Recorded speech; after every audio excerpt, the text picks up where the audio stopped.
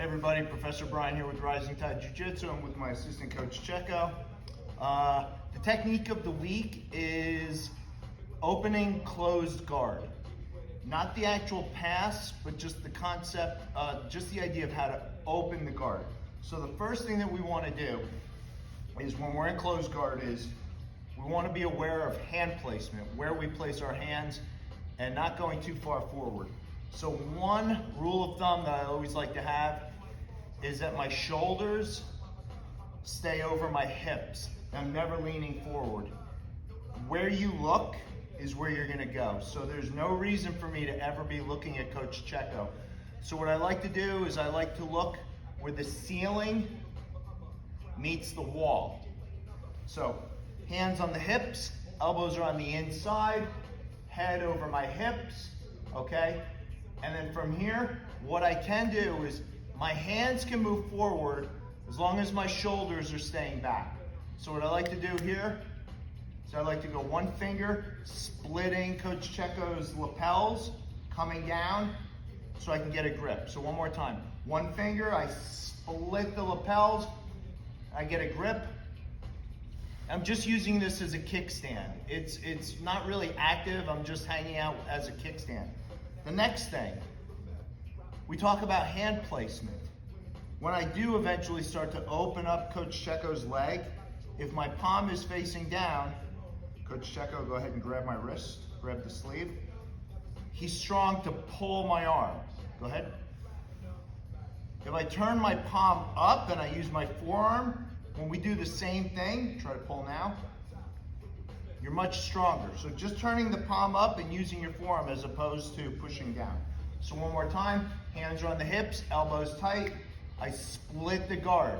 Now from here, what I'm gonna do is I'm gonna bring my right knee in between his backside as I shuffle this leg out, turning the angle. So I bring this knee out, bringing this knee here, turning the angle, okay? From here, this creates a lot of space. Again, palm is facing up as opposed to facing down so he can't pull my arm. Here, all I'm gonna do from here is sit back,